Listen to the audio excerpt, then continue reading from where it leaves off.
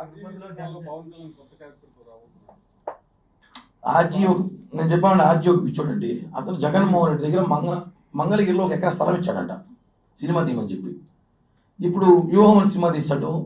రేపు ఫిబ్రవరిలో యాత్ర 2 ఒక సినిమా వస్తుంది. అది కూడా జగన్మోహన్ రెడ్డి గారు సినిమా, ఆయన గొప్పతనం.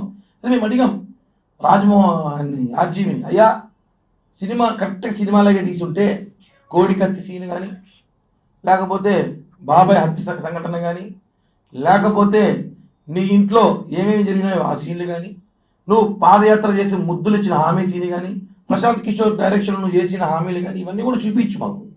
అవన్నీ చూపిస్తే నిజంగా వ్యూహం సినిమా రియాలిటీ చూపించాను అనుకుంటా. ఆర్జీ అన్నాడు పిచ్చోడండి.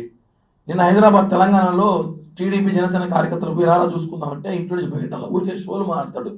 ఆర్జీవికి చాలా దగ్గరలో మూడిపోయిన రోజులు ఉన్నాయి.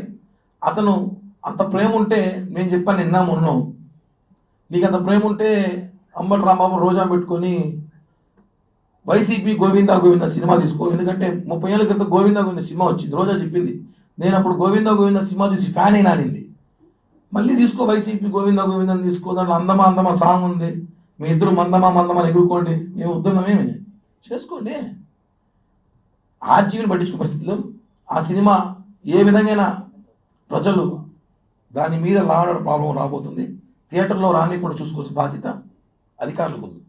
2 చోట్ల ఓడిపోయినారు. పవన్ కళ్యాణ్ మాకు భయం లేదు, జనసేన పార్టీ భయం లేదని చెప్పిన వైసీపీ పార్టీ నాయకులకి ఒక ఛాలెంజ్ చేస్తున్నా. ఈరోజు మీరు భారతీయ జనసేన పార్టీ అని ఒక పార్టీ రిజిస్టర్ చేయించి పవన్ కళ్యాణ్ ఆ పార్టీ అధ్యక్షుని పెట్టి బకెట్ గుర్తు తీసుకొచ్చి పెట్టి మీరు పోటీ చేయిస్తారంటే ఏ విధంగా భయపడ్డారు మా గాజుల సింబల్కి? మీరు 850 ఓట్లు కూకట్పల్లి అతనికి వచ్చింది. అతను ఎవరెవరు తెలియదు అభ్యర్థి, అసలు అతను ఏజెంట్ కూడా లేడు అక్కడ. కేవలం వైఎస్ఆర్ కాంగ్రెస్ పార్టీ పవన్ కళ్యాణ్కి జనసేన పార్టీకి భయపడి వాళ్ళు ఆడుతున్న డ్రామా. మేము చెప్తున్నాం కదా, ఈ బకెట్లు ఈ సొంబులు అన్నీ కూడా తిరగబడి కొడతారు మిమ్మల్ని ప్రజలు.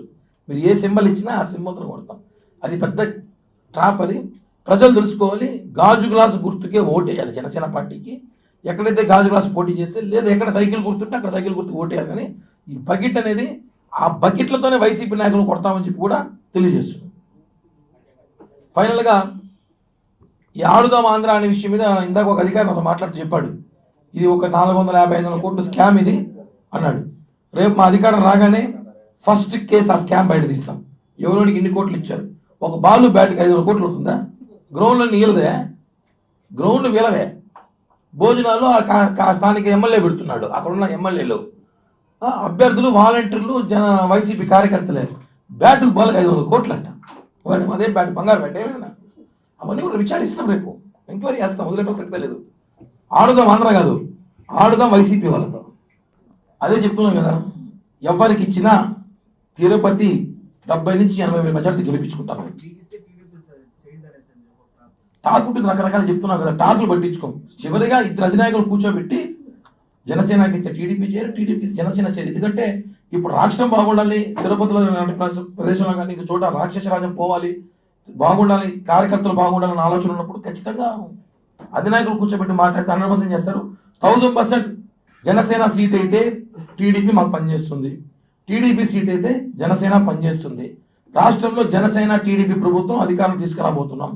ఏదో 1-2 ఆటుపోట్లు ఉంటే కూర్చొని సర్దు చేసుకుని మాట్లాడుకుందాం. ఇది మాది వాస్తవం. కానీ దయచేసి రూమర్లు, పుక్కార్లు, చక్కర్లు కొడుతూ నమ్మకండి. ఎవరు ఆందోళన చెందిన అవసరం లేదు. సంక్రాంతి పోయినాక నిజమైన అభ్యర్థులు ఎవరో సర్వే జరుగుతోంది, ఆ సర్వేలు ప్రకటిస్తారు. దాని మించి సంతోషం లేదు మాకు. కళ్యాణ్ గారు తిరుపతి నుంచి పోటీ చేసి దాని మీద సంతోషం లేదు కదా. భారీ 1 సైడ్ గెలుస్తాం మేము. పవన్ కళ్యాణ్ గారు తిరుపతి అయితే తిరుపతిలో ప్రజలు చదువుకునే ప్రజలు ఉన్నారు, తిరుపతిలో మార్పుకునే ప్రజలు ఉన్నారు, ఉద్యోగస్తులు ఉన్నారు, సామాజిక వర్గం కానివ్వండి, యూత్ కానివ్వండి, ప్రతి ఒక్కరు మహిళలు కానివ్వండి, ప్రతి ఒక్కరు పవన్ కళ్యాణ్ గారు వంటి వ్యక్తి అంటే ఆశీర్వదిస్తారు. కాబట్టి 100% పవన్ కళ్యాణ్ గారు తిరుపతి అయితే ఇంకా ఆలోచన లేదు. 1,00,000 ఓట్లతో కొడతాం తిరుపతి అయితే.